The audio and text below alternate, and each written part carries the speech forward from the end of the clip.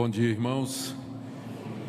Quero saudá-los com a paz do Senhor Jesus e dizer da minha alegria e da minha esposa, Minka, em estarmos com vocês nessa vez que, com a graça de Deus, será a primeira de muitas outras. Nós agradecemos a confiança, o carinho de vocês demonstrado na eleição que se realizou. Estamos muito gratos, conscientes de que Deus nos encaminha para cá para servir aos irmãos e desde já cobiçamos as suas orações, pedimos as suas orações para que Deus nos capacite, nos ajude, nos abençoe, para que possamos ser de auxílio aos irmãos. Nosso objetivo, de fato, é ministrar a igreja, pastoreá-los, servi-los e ser instrumento de Deus na vida de cada um de vocês. Muita coisa pode ser feita, deve ser feita. A igreja tem um potencial extraordinário. Alguns dizem que é uma honra ter o pastor Augusto aqui. Eu acho que é o contrário. O pastor Augusto é que está honrado em ser o pastor dessa igreja aqui, que é conhecida no Brasil todo pelo seu potencial, pelo seu vigor, pela sua firmeza, por ser uma igreja de visão missionária. Creio que Deus, então, vai nos abençoar nessa parceria. Então, como eu disse, pedimos as bênçãos de Deus através das suas orações. Queridos, eu quero convidá-los a abrir a palavra de Deus no Evangelho de Mateus, capítulo 18.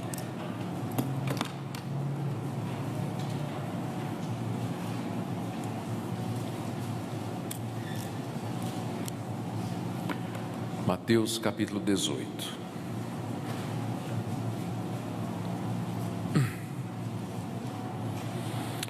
Vamos ler do verso 15 até o verso 20, onde o Senhor Jesus nos instrui sobre como devemos lidar numa situação, infelizmente, muito frequente, que é quando um irmão peca contra nós. Se teu irmão pecar contra ti, vai arguí-lo entre ti e ele só. Se ele te ouvir, ganhaste a teu irmão. Se, porém, não te ouvir, toma ainda contigo uma ou duas pessoas, para que pelo depoimento de 2 ou 3 testemunhas toda palavra se estabeleça. Se ele não os atender, dize-o à igreja. E se recusar ouvir também a igreja, considera-o como gentio e publicano. Em verdade vos digo que tudo que ligardes na terra terá sido desligado nos céus.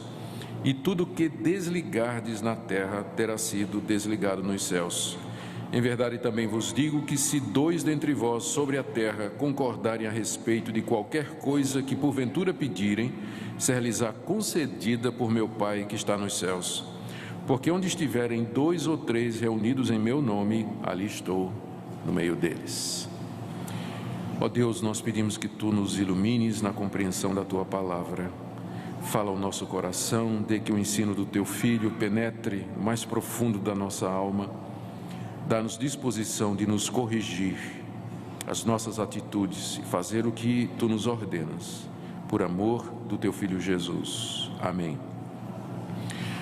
2 observações antes de nós entrarmos na exposição do texto. Primeiro, a igreja é feita de pecadores como vocês e como eu.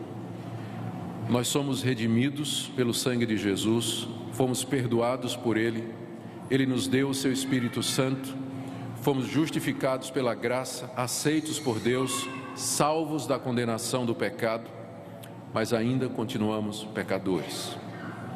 Aqui nesse mundo, a luta contra o pecado é constante e só vai terminar no último dia da nossa vida. Até nosso último suspiro, nós estaremos lutando contra a nossa natureza pecaminosa, que se manifesta de muitas maneiras, e uma delas é no pecado contra o nosso irmão. A igreja é composta de pecadores que foram salvos pela graça de Deus, mas que são pecadores. Portanto, ocorrências do tipo dessas que o Senhor Jesus menciona aqui, se o teu irmão pecar contra ti, elas vão acontecer. Elas irão acontecer diariamente, com frequência, no relacionamento entre casados, entre amigos, pais e filhos, relacionamentos na igreja. Então nós não deveríamos, num certo sentido, nos surpreender, embora sempre deveríamos estranhar o pecado, não deveríamos nos surpreender que, com frequência, numa comunidade de pecadores, problema de relacionamento, de conflito, vai acontecer. Vai. Não tem como evitar isso. Só na glória é que nós não teremos mais esse tipo de coisa que Jesus está falando aqui, se teu irmão pecar contra ti. Por isso, e agora a segunda observação, o problema não é o pecado, o problema é como nós lidamos com ele. O problema não é o pecado, porque Deus já fez provisão para o pecado, quando mandou seu Filho Jesus Cristo morrer na cruz por nós, e Ele ali levou a nossa culpa, Ele pagou a nossa dívida. O salário do pecado é a morte, e Ele morreu como salário do nosso pecado, Senhor Jesus. Ele recebeu esse salário do nosso pecado. Portanto, pecado não é problema em si. Não estou diminuindo a seriedade do pecado. Pecado é pecado e deve ser levado a sério sempre, mas o problema não é o pecado. O problema é o pecado não tratado, o pecado que não é resolvido. E para nós é um alívio, como pecadores, sabermos que o nosso Deus nos deu provisão para resolvermos o problema do pecado, no irmão e em nós. Aqui o Senhor Jesus nos dá uma orientação. Ele estava ministrando aos seus discípulos e orientando os seus discípulos a como lidar com esse caso que acontece inevitavelmente, em que alguém se sente ofendido por outro, em alguém se sente prejudicado, atacado, machucado ou qualquer outro adjetivo parecido por um outro irmão na fé. E o próprio fato de que Jesus traz uma passagem até extensa sobre isso, já mostra que ele sabia que esse tipo de situação ia acontecer. E ele sabia que isso ia acontecer. E ele nos orienta como fazer. Eu estou convencido de que é exatamente a falta de obediência ao que Jesus nos diz aqui que traz confusão na igreja. Porque se nós fizéssemos o que Jesus está dizendo aqui, nós não teríamos fofoca, nós não teríamos disse-me-disse, nós não teríamos gente aborrecida e falando dos outros pelas costas, porque se resolveria talvez já na primeira instância que Jesus está dizendo aqui. Nós vamos ver aqui quais são os passos que Ele nos dá para resolvermos essa questão de quando alguém peca contra mim, o encorajamento que Ele nos dá, são 2 encorajamentos, e no final a razão pela qual nós devemos proceder dessa maneira.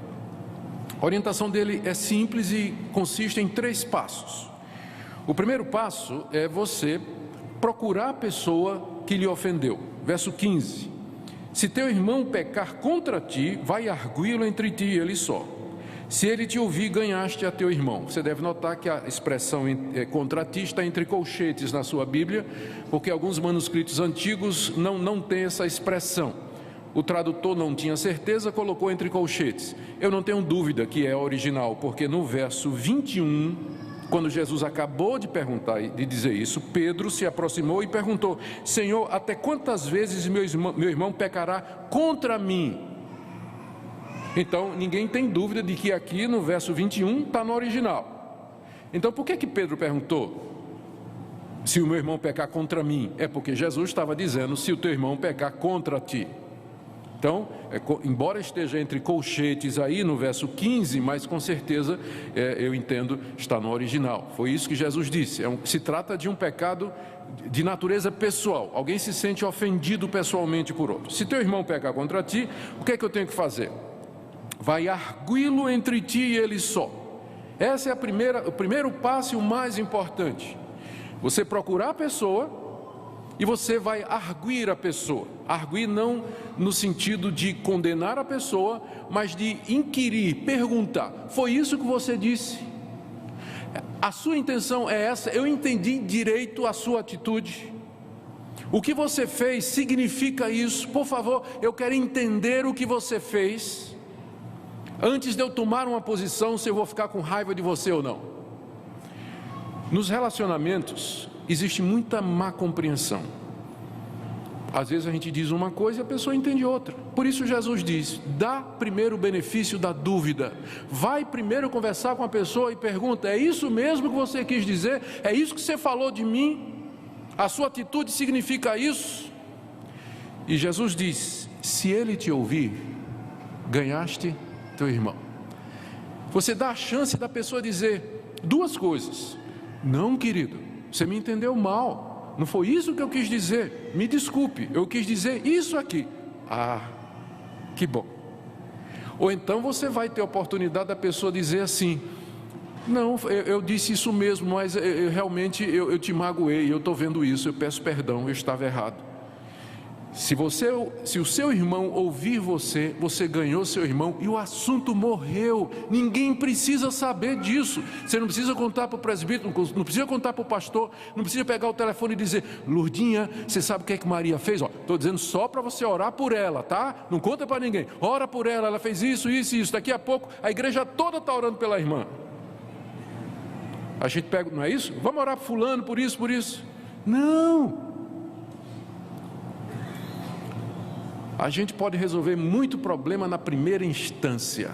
Contato pessoal, vai lá. Eu sei que para brasileiro isso é difícil. O brasileiro fica com medo de confronto, eu sei. Eu já morei no exterior, sou casado com uma holandesa. Então eu sei que o brasileiro tem essa tendência, ele tem assim, não é, de chegar olho no olho e dizer assim: querido, me diga, querida, me fale, me explique, é isso que você quis dizer, vamos resolver isso aqui entre eu e você. Se nós fizéssemos isso que Jesus está mandando, eu creio que nós acabaríamos com fofoca na igreja, maledicência, calúnia, mal entendido, formação de grupos e uma série de coisas, porque matava a serpente no ninho, acabava com o problema no nascedouro, se nós fizéssemos isso. Mas vamos supor que você foi conversar com a pessoa e a pessoa disse: é isso mesmo, eu penso assim mesmo de você e não estou arrependido não, eu disse isso mesmo e continuo dizendo. Está na hora do escândalo? Ainda não está na hora do escândalo. O que é que o Senhor Jesus diz? Se ele não te ouvir, verso 16: toma ainda contigo uma ou duas pessoas, para que pelo depoimento de duas ou três testemunhas toda palavra se estabeleça.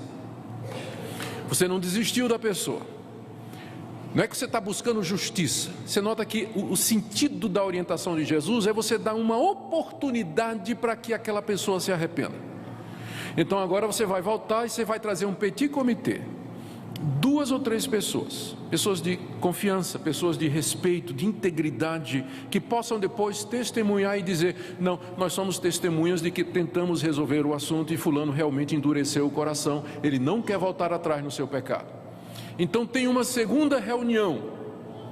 A essa altura, eu imagino que ainda não há o conhecimento oficial do pastor, dos presbíteros. Pode até ser que tenha algum pastor ou presbítero envolvido aqui, mas ainda está contido o assunto, ninguém está sabendo, está preso ali entre aquelas duas, três pessoas e os dois que estão em litígio, está preso o assunto. Segunda vez: meu irmão, eu estou voltando aqui com esses dois irmãos aqui, esses três irmãos aqui que você conhece, que você respeita. Lembra daquele assunto que eu falei a primeira vez, semana passada, e você não concordou comigo? Eu estou voltando porque eu sinto que eu preciso resolver isso. Não está resolvido entre nós isso. Nós precisamos resolver, somos irmãos em Cristo, temos que resolver isso.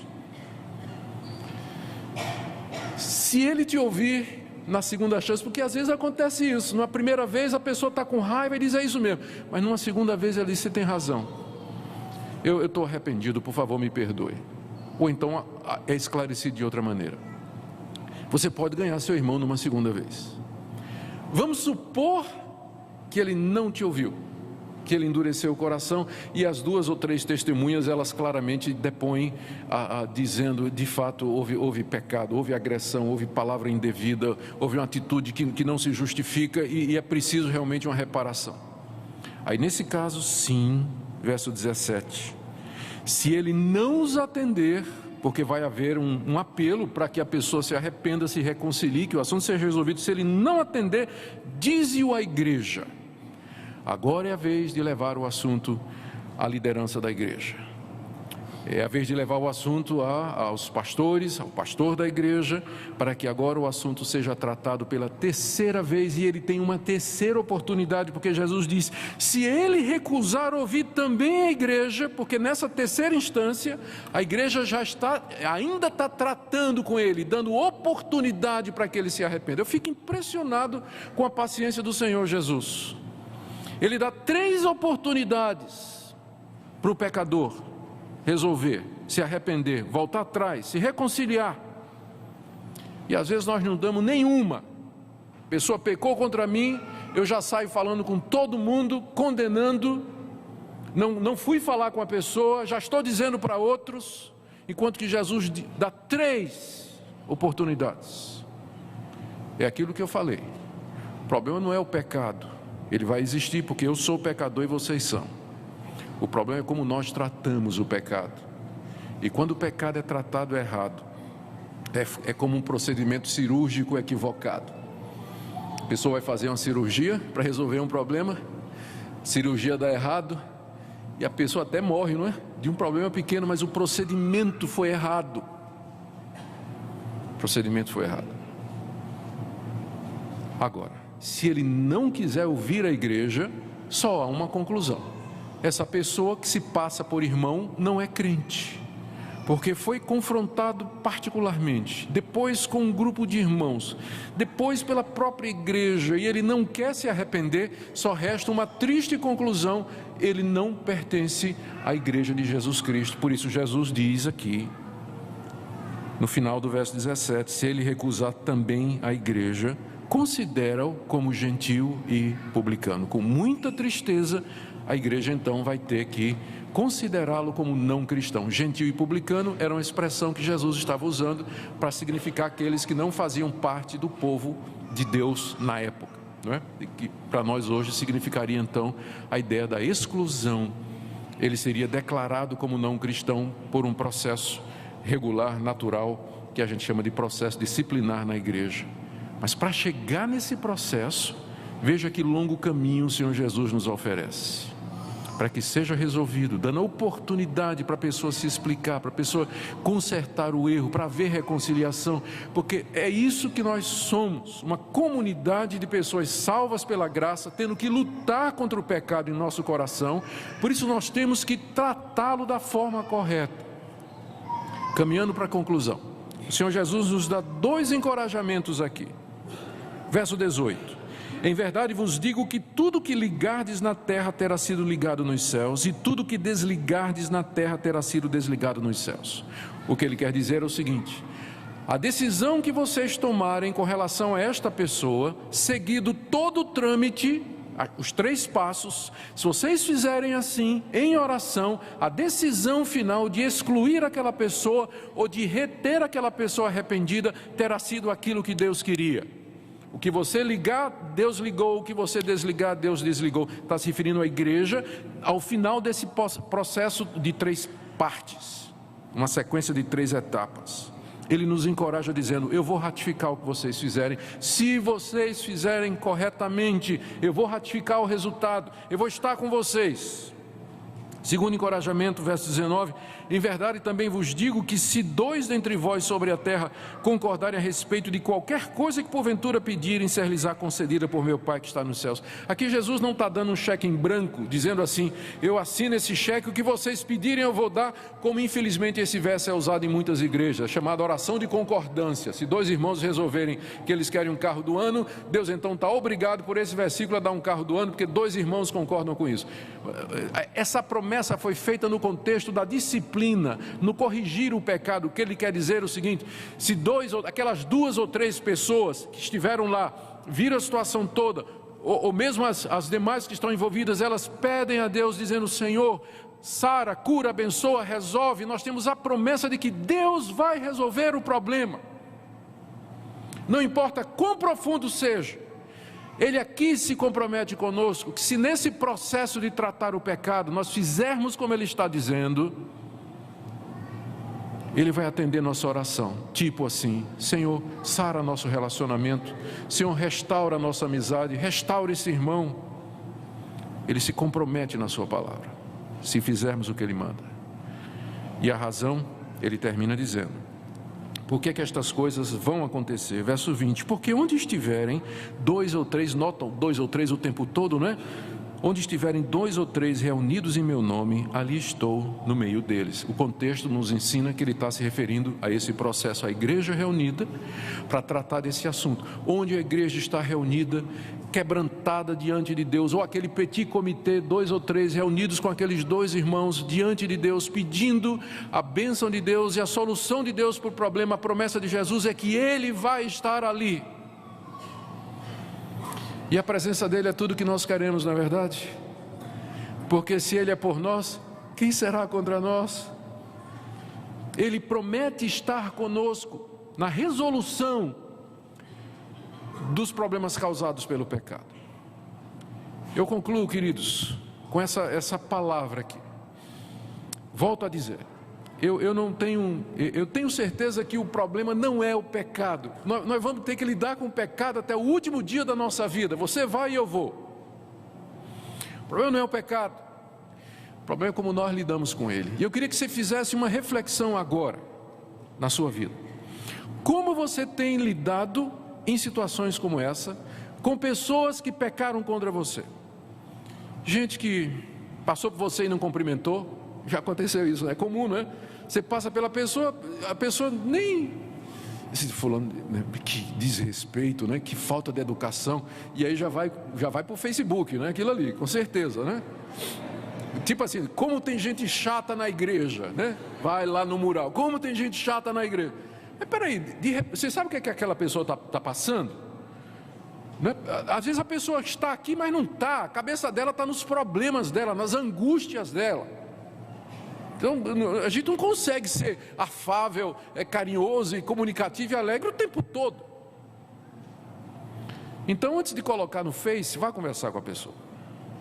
Como é que você tem lidado com isso?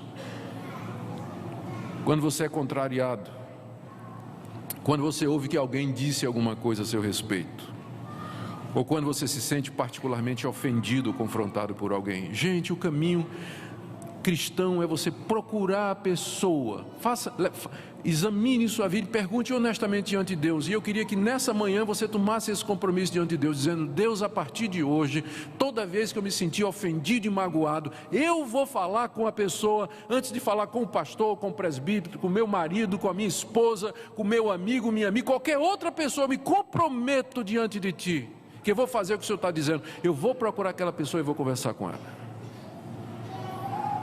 Estão dispostos a fazer isso? Estamos nós? Eu tenho certeza, irmãos, que se a gente obedecer ao Senhor Jesus, Ele vai fazer o que disse aqui: eu vou estar com vocês. Eu estarei com vocês. Amém? Querido Deus, estamos envergonhados diante de Ti, pelas vezes em que nós espalhamos ou falamos de nossos irmãos, ou espalhamos coisas sobre nossos irmãos sem nunca termos ao menos dado o benefício da dúvida, de procurar a pessoa, inquirir se é verdade, se de fato aconteceu, se foi isso que a pessoa quis dizer. Perdoa-nos, ó Deus, e nós pedimos que Tu derrames o Teu espírito de amor, de arrependimento e de quebrantamento no nosso meio, para que nós possamos, como pecadores miseráveis que somos, no meio da miséria do pecado, agir corretamente pelo Teu Espírito. Perdoa-nos, restaura-nos, pois Tu és o nosso Deus. Em nome de Jesus. Amém.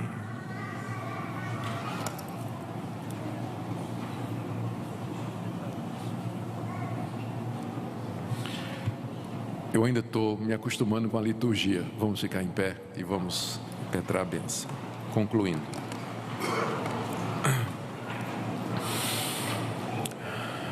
Recebei a bênção.